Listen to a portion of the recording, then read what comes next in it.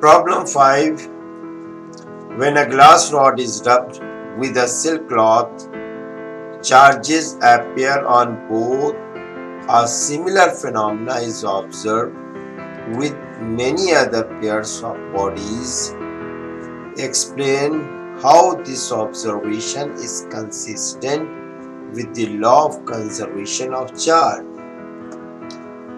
जब दो बॉडीज को रगड़ते हैं तो एक बॉडी पॉजिटिव हो जाती है, दूसरी बॉडी निगेटिव हो जाती है। हमें ये समझाना है कि ये कंजर्वेशन ऑफ चार्ज किस तरह है, ये किस तरह कंसिस्टेंट है कि कंजर्वेशन ऑफ चार्ज की। अगर हम ग्लास रॉड लेते हैं, ग्लास रॉड को सिल्क क्लॉथ से रगड़ते हैं तो इलेक्ट्रॉन ग्लास रॉड के ट्रांसफर होकर के सिल्क क्लॉथ में चले जाते हैं। इस तरह glass rod positive charge and silk cloth negative charge हो जाता है। जितने इलेक्ट्रॉन इसमें ट्रांसफर होते हैं उतने number of electron glass rod में से जो ट्रांसफर होते हैं वो उतने ही होते हैं जितने सिल्क क्लॉथ में। अगर 1,00,000 इसमें से इलेक्ट्रॉन ट्रांसफर होके जाते हैं तो 1,00,000 सिल्क क्लॉथ में भी होते हैं ट्रांसफर होके। इस तरह नंबर ऑफ इलेक्ट्रॉन और नंबर ऑफ प्रोटॉन दोनों सेम होते हैं। इसी को कंसिस्टेंट कहते हैं, कंजर्वेशन ऑफ चार्ज कहते हैं। इसी तरह फर, एबोनाइट रॉड को फर से जब रगड़ते हैं तो फर के इलेक्ट्रॉन ट्रांसफर होकर के एबोनाइट रॉड में आ जाते हैं। इस तरह फर पॉजिटिव चार्ज हो जाता है और एबोनाइट रॉड जो है निगेटिव चार्ज हो जाता है। अगर इसमें से 50,000 इलेक्ट्रॉन ट्रांसफर होके इसमें आएंगे तो 50,000 होंगे, 50,000 ना के 55, 52,000 इलेक्ट्रॉन। तो जितने इलेक्ट्रॉन ट्रांसफर इसमें से निकलेंगे उतने ही ट्रांसफर होकर के एबोनाइट रॉड में चले आएंगे। तो ये पॉजिटिव चार्ज हो जाएगा, निगेटिव चार्ज हो जाएगा। यानी जब दो चीजों को रब करते हैं, नंबर ऑफ इलेक्ट्रॉन जो एक बॉडी से दूसरी बॉडी में ट्रांसफर होते हैं वो सेम होते हैं। जो ऐसा नहीं है कि किसी में कम किसी में ज्यादा हो। Understand? This observation is called consistent with the law of conservation of charge. ये प्रूफ करता है कि कंजर्वेशन ऑफ चार्ज, जितना चार्ज इसमें से इतना है उतना ही होगा। ऐसा नहीं कि if there is a 50,000 and there is a negative charge, maybe this is 40,000 positive charge. That is absolutely wrong. Understand?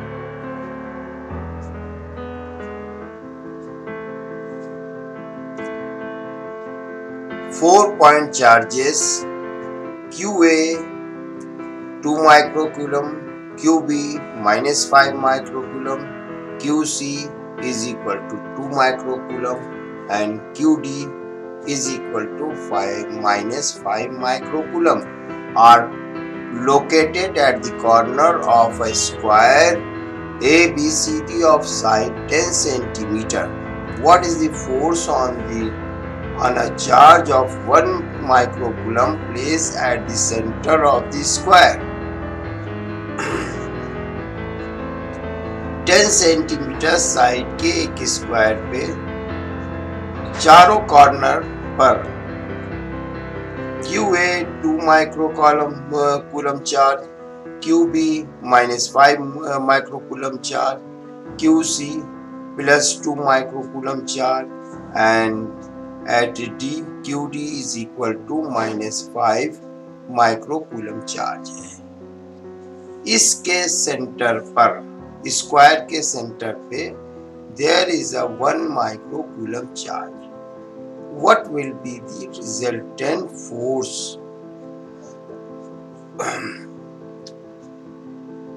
At A, QA is equal to 2 microcoulomb charge, and at C there is a plus 2 microcoulomb charge. Force at O due to 1 microcoulomb charge, this will be force A due to 1 microcoulomb charge 1 upon 4 pi epsilon naught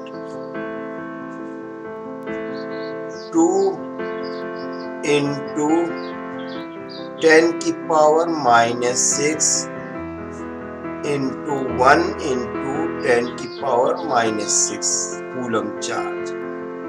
The distance AO whole square. Similarly, FC, this is also equal to 1 upon 4 pi epsilon naught 2 into 10 की power -6 into 1 into 10 की power -6 CO whole square. ये force FA जो है इसका direction ये है और जिसका magnitude 1 upon 4 pi epsilon naught 2 into 10 की पावर 6 into 1 into 10 की power -6, the distance AO whole square. Similarly, FC is equal to 1 upon 4 pi epsilon naught. इसका डायरेक्शन इसके अपोजिट है, दोनों मैग्नीट्यूड सेम है, डायरेक्शन दोनों का अलग अलग है। Therefore, FA minus FC is equal to 0. Similarly, अगर B and D पे लें, if we take B and D, force FB, this is equal to the distance OB 1 upon 4 pi epsilon naught 5 microcoulomb into 1 microcoulomb upon the distance OB whole square. And FD also is equal to 1 upon 4 pi epsilon naught 5 microcoulomb into 1 microcoulomb upon OD whole square. अगर हम देखें तो इस तरह FA FB is equal to FD, इसका force जो है FB charge यहाँ पर रखे, चार्ज का फोर्स FB ये and similarly FD, both are same, equal and opposite. The resultant will be 0. FB minus FD is equal to 0. Therefore, net force at the center will be 0. These two forces are equal opposite, resultant will be 0. Similarly, these two forces are equal and opposite, the resultant will be 0. The net force at O will be 0. Understand? समझ में आ गया? An electrostatic field line is a continuous curve. That is, a field line cannot have sudden breaks. Why?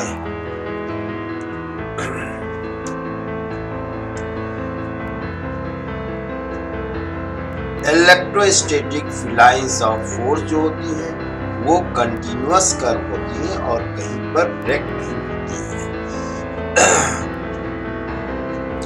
Reason इसका ये है कि अगर हम P point ले लें, इस कर्व पर इलेक्ट्रिक फील्ड है तो P पर इलेक्ट्रिक फील्ड EP है, और आगे देखें एट Q पर EQ है, R पर ER है।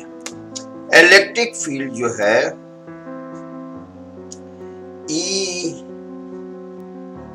EP is greater than EQ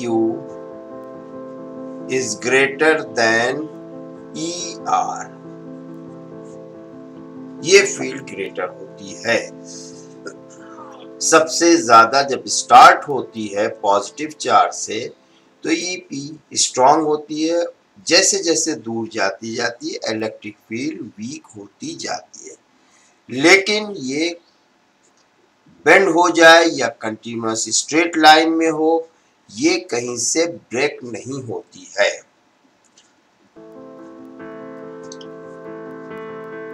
The electric field intensity of a charge is decreases gradually with increasing distance from the and become zero at infinity। ये continuous जाती है, infinity पे zero हो जाती है।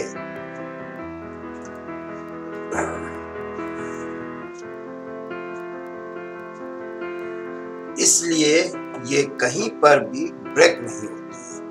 अगर कहीं पर ब्रेक हो जाएगी तो वहां पर इलेक्ट्रिक फील्ड जीरो हो जाती है। कोई भी इलेक्ट्रिक फील्ड कंटिन्यूअस चली जाती है, धीरे धीरे वीक होती जाती है, एट लास्ट एट इंफिनिटी ये वैनिश हो जाती है। Why two fields line?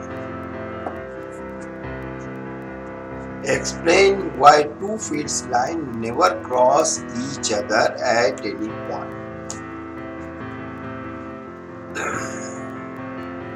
अगर एक फील्ड इस डायरेक्शन में आ रही है, दूसरी फील्ड इस डायरेक्शन में है, तो ये यहाँ पर दोनों यहाँ से चल रही है, दोनों इंटरसेक्ट नहीं होगी। ये ड्यू टू रिपल्सिव फोर्स ये इधर बेंड होगी और ये इधर बेंड होती चली जाएगी। कहीं पर ये एक दूसरे को कट नहीं करेंगे। इनके बीच में रिपल्सिव फोर्स है, रिपल्सिव फोर्स एक दूसरे को कट नहीं करने देगा और ये बराबर होते हुए चली जाएंगी। इस तरह फिर ये यहाँ से ये अलग हो जाएंगी।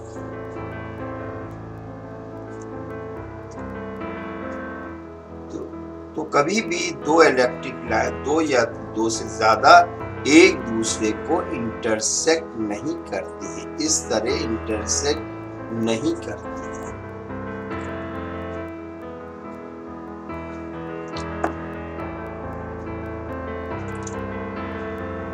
Problem 8. 2 point charges QA 3 microcoulomb and QB minus 3 microcoulomb are located 20 centimeter apart in vacuum. First, what is the electric field at the midpoint O of the line AP joining the two charges?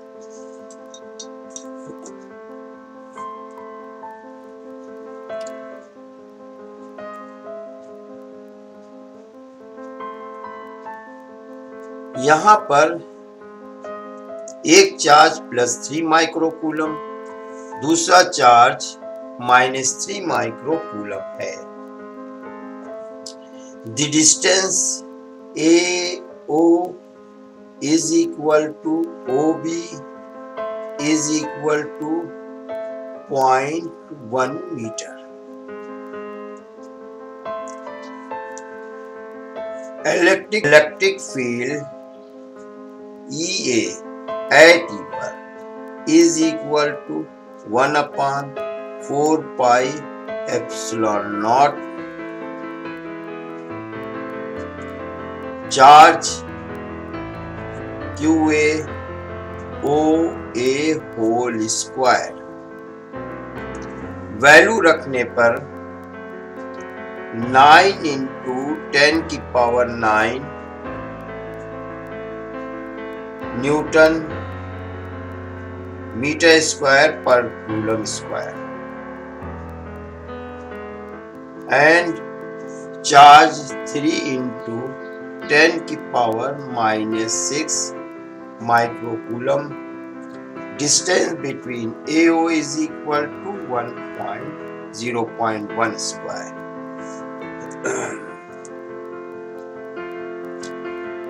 इसको solve करने पर ये value 2.7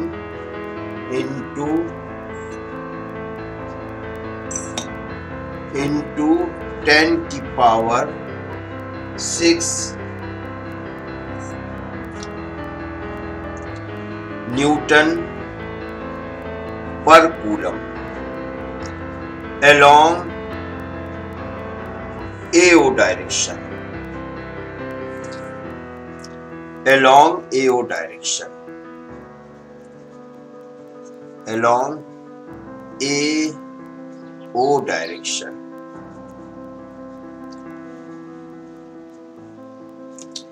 इसी तरह electric field at B अगर हम ले लें, इलेक्ट्रिक फील्ड एट बी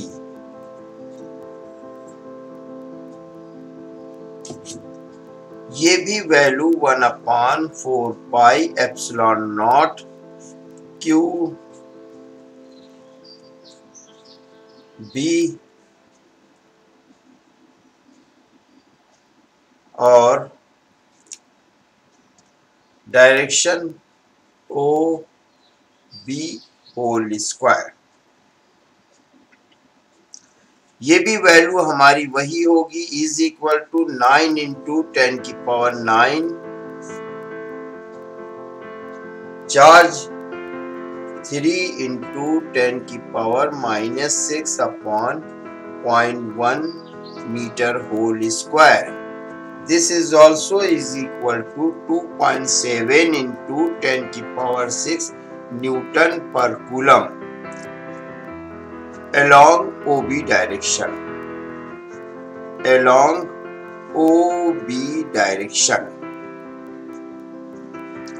अगर देखा जाए दोनों का डायरेक्शन सेम है। इलेक्ट्रिक फील्ड इसका EA डायरेक्शन और इसका भी डायरेक्शन EB डायरेक्शन है। Net electric field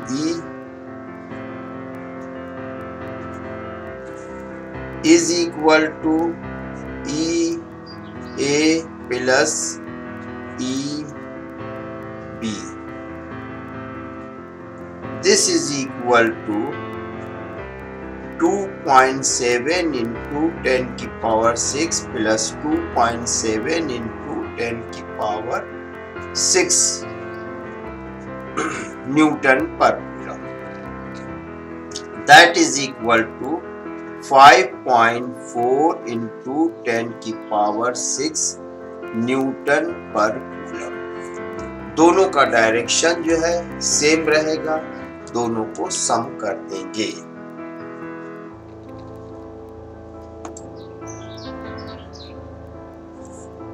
In second cases, if negative test charge of magnitude 1.5 into 10 की power -9 coulomb is placed at this point, अगर यहाँ पर 1.5 into 10 की पावर -9 कूलम चार्ज रख दें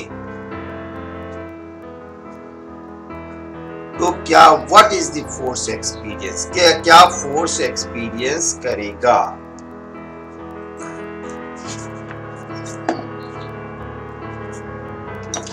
इस केस में in second case force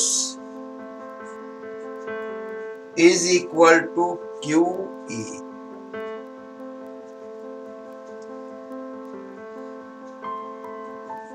Q charge 1.5 into 10 की पावर minus 9 कूलम,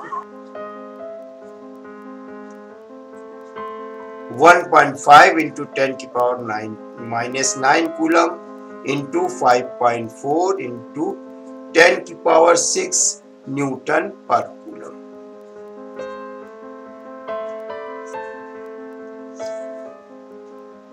इनको सिंप्लीफाई करने पर वैल्यू इसकी 8.1 इंटू 10 की पावर -3 10 की पावर -3 न्यूटन फोर्स होगा। ये फोर्स इतना होगा।